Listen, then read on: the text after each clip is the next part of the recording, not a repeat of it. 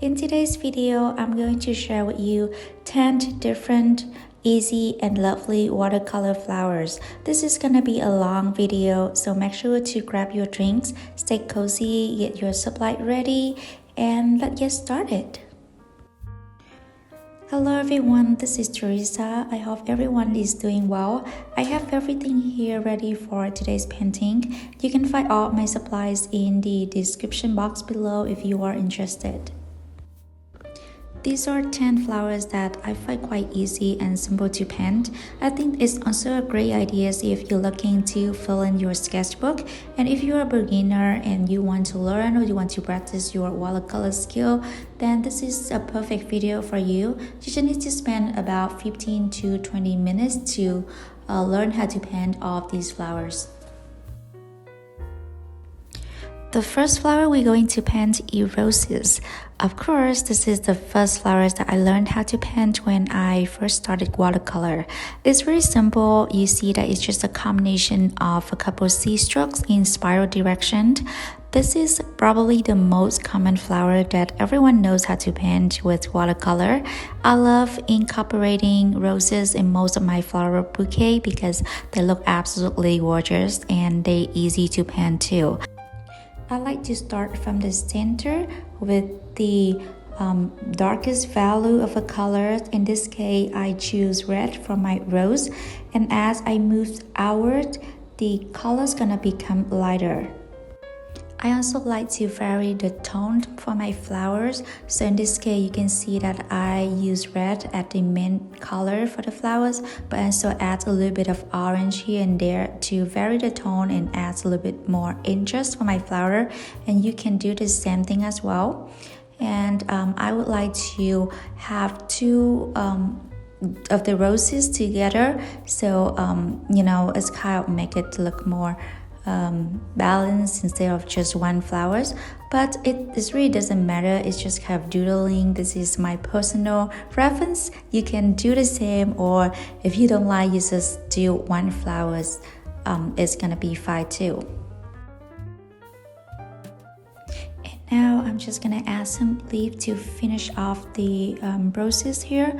I like to mix the green that is already available in my palette with some sort of brown or blues to darken it a little bit, because I prefer the muted tone of green. So in this case, you can feel free to mix any greens you want. It doesn't really matter.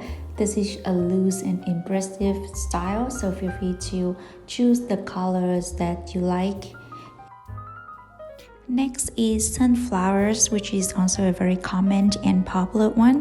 Sunflowers is a big flowers and it has a lot of pointed tip petals, and the center is a big circle with a very dark brownish color. Overall, sunflower has a very bright and cheerful yellow colors, but if you look closely, you will see that it's not just simply one tone of yellow. They have a different tones of yellow, just like usually in your watercolor palette, you will see they include a different tone of yellows like lemon yellow, ochre yellows, and this guy is gonna be the same for sunflowers. That's why you see that I'm kind of mixing different yellow that I have in my palette and combine them together for the petals.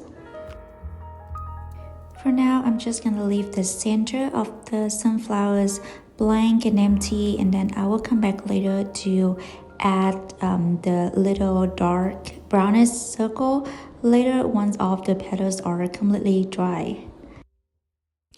Moving on will be Aster, which is the September's birth month. Compared to rose or sunflowers, Aster has a much smaller size, like white flowers. Yeah, they are considered as white flowers. I am using purple mixing with a little bit red to make violet for the aster, but aster can also be seen in different shades of purple as well, like a violet, which is the reddest purple, or lavender, which is the bluest purple. So to make lavender, try to mix the purple with blue to see what kind of shade that you like, and then apply it to these flowers. And for the center, just like sunflower, I'm just gonna leave it blank for now, and then we'll add it later. And since aster is way much smaller than the other flowers, so I'm just kind of add a few of them here just to, make a little more interest for the overall layout. And next is dahlia. This is one of the flowers that I am not really familiar with, but I've been seeing them a lot lately over my Pinterest, and they look absolutely gorgeous. But I kind of feel intimidating when I first look at them. I mean, they look beautiful, but there's a lot going on and I don't know where to start. But thinking again, I just want to approach it in a loose, fun, and doodle carve style, so I decided to give it a try. I started with a dark, rich red color in the center, and from there I have washed off the brush to remove the pigment, and then I go back and start adding the petals from the center, moving outwards. And as I moved outwards, the petals gonna become lighter and lighter. As you can see here, they have different values. Some you can see clearly the color, but some almost like transparent. And the other thing is to make sure that you have negative space in between to differentiate the petals. And when you're painting loose flowers, it's very important that you have the negative space and have different values. That's how you make the flowers come to life and also prevent it from becoming a blobs. And dahlia is also like a big flowers, but here I feel like I am painting is kind of too big compared to roses and sunflowers. So that's why I am just gonna paint one dahlia here, just to keep the the layout balance. And if I add one more, it's gonna be too much, and maybe it's gonna take up too much space for the other flowers that coming next. And the next flower we're going to paint is anemone. Anemone is winter flowers. I do have a video that show you how to paint these flowers from a reference photo, so make sure to check that out. So for this flower, first I use a very light yellow, almost like transparent, to paint the first layer of the petals, as you can see here. And while these petals are still wet, I am going to drop in a darker pink into the inner edges that are close to the center. And you can see it because the first layer is still wet, the colors kind of spreading slightly, and it's gonna create a gradient look for the petals, which is absolutely beautiful. And I am going to add another side facing anemone. So it's very easy. You just add a couple of petals on the dry side and to close it with a C-stroke across. So that's how you paint the flowers in different perspective. And now just adding some leaves for the anemone, and we're done. And anemones also has a very distinctive center, which differentiate them with other flowers. So I'm just gonna leave the center blank for now and then come back later to add more details. And next is goldenrod. I feel like goldenrod is not really a popular name of flowers that everybody knows. At least it applies to me. I really don't know the name until I did some research when I was planning for this video. And I've seen it everywhere, and I even painted it to use as a fillers for my floral bouquet. But until I actually did research, so I know the name. Goldenrod is also a kind of white flowers that blooms June through December. I think it is called goldenrod because of the color of the flowers. It has a very distinctive yellow colors, and it has different yellow tones as well. And the flowers are just the clusters of little dots, so I think it would be a great flowers to add in. Easy, simple, and lovely. You can also add goldenrod as filler, which I usually do if you're painting a flower bouquet. That would be a very nice touch. This is probably one of the longest video that I have made so far.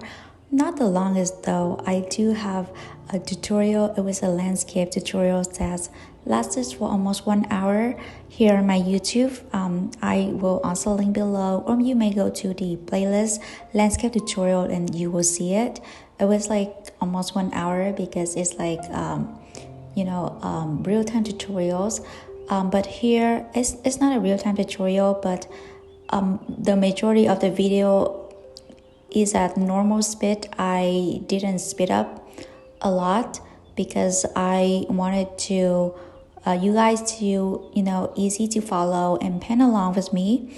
So let me know in the comments if you actually like this style of edit or you want to speed up, because I know different people will have different preference. So just let me know in the comments. I would love to hear from you guys. Moving on, this is probably the most well-loved and favorite flower of everyone, peonies. It is so easy to find watercolor tutorials for peony. I do have one for in-depth tutorials, so link will be below. It may be intimidating if you aim for a realism peony, but for loose peony, let me tell you, it's quite simple and approachable. As you can see, it's just simple brushstrokes that we put together. Just like other flowers, I like to start in the center with a rich and pigmented hue and then moving outwards with a much lighter hue to create depth and contrast. And for loose flowers, as I mentioned earlier, the two things that important are negative space and different values. And one more thing I want to add is the shape. So that is what differentiate different flowers.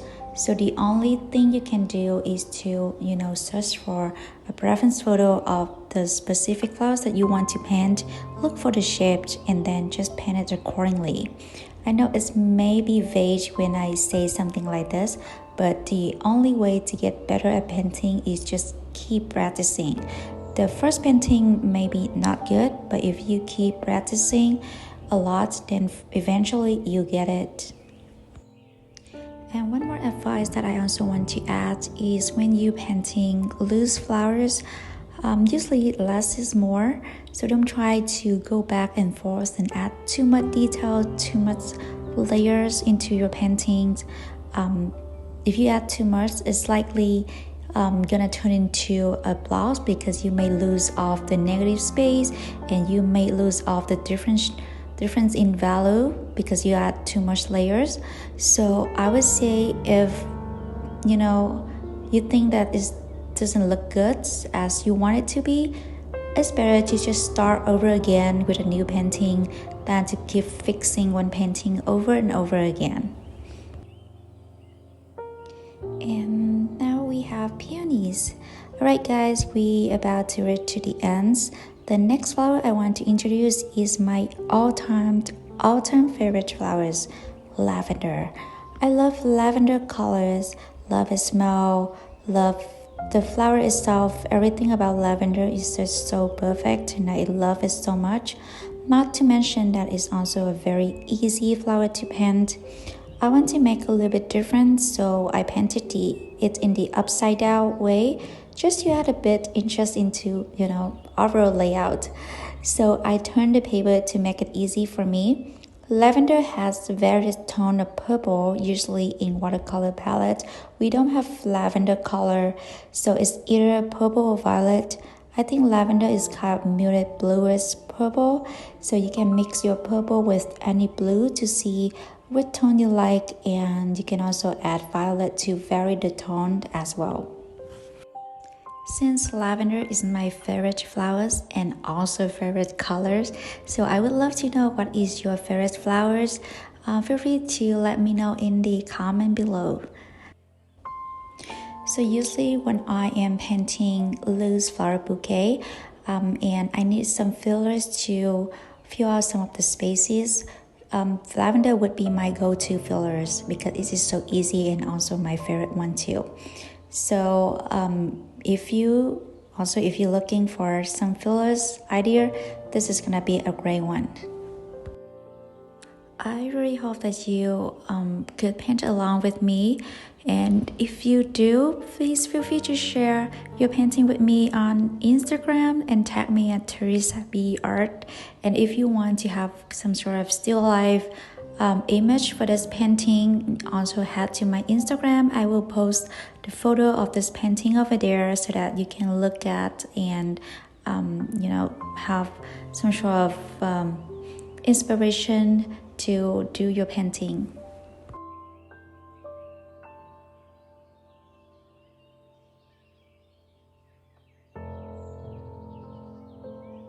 Alright guys, this is the lavender. Up to now we painted 8 flowers already. We have 2 more to go. For the next one, honestly I don't know the name of these flowers. I think it's some kind of white flower as well. I've been seeing this a lot over my Pinterest and they just look so lovely and some kind of aesthetic, so I wanted to add this to the list. This flower has the petals kind of upside down, kind of pointing toward to the ground, and we can see the center very clearly, which I find is very unique and interesting. I will add these as fillers when painting bouquets because I love how simple they are to paint, yet they still look, lovely and will definitely embrace the look of the whole bouquet.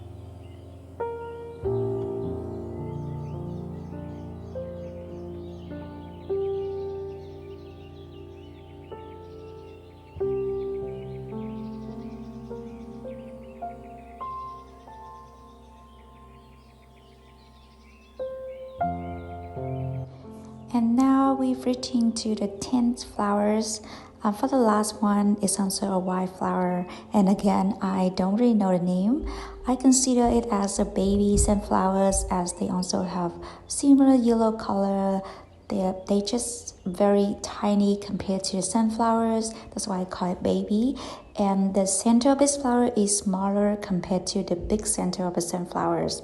And since they are small, so you can also use them as fillers in a bouquet as well. I really love painting these small, simple white flowers. It's so easy to paint and it sure can add a very nice touch, and it's also look absolutely lovely just as any flowers. And also if you have bullet journal, you can also add these flowers to decorate your bullet journal pages as well. It's easy and not gonna take too much of your time. I'm sorry if I sound kind of mumbling at this point. Yeah, this is absolutely a long video, and I actually did the voiceover for this one in just one sitting, and it took me almost like 2 hours to complete. So if I sound like a bit weird, then that's the reason why.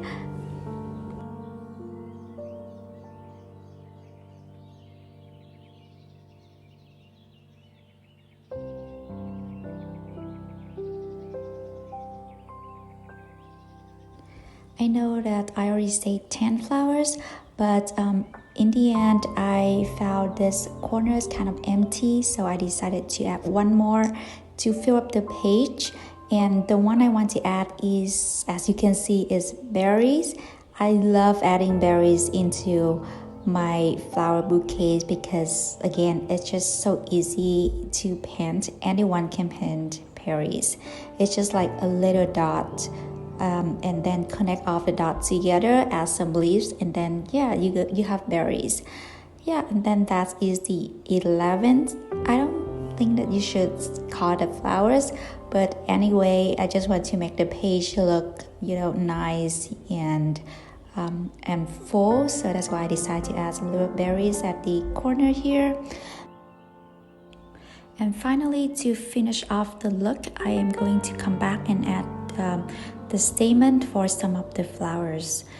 For the sunflowers, I am using the darkest brownest color to add for the center. And for the aster, as in the reference photo, they have the yellow center.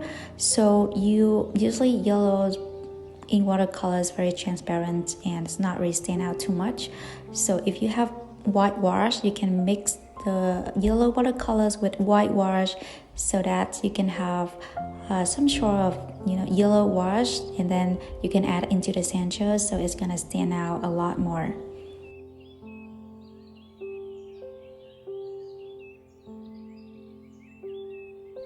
It is just very relaxing to add this little detail, and also so satisfying to see all of those flowers come to life.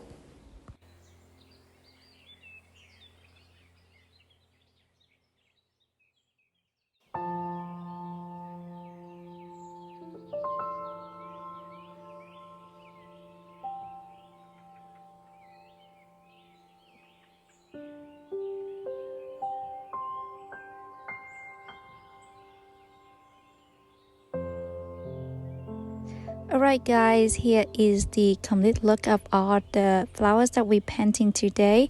I really hope that you enjoyed this video, and if you do, please give me a thumbs up. That would help my video reach more people, and don't forget to subscribe to my channel if you haven't already.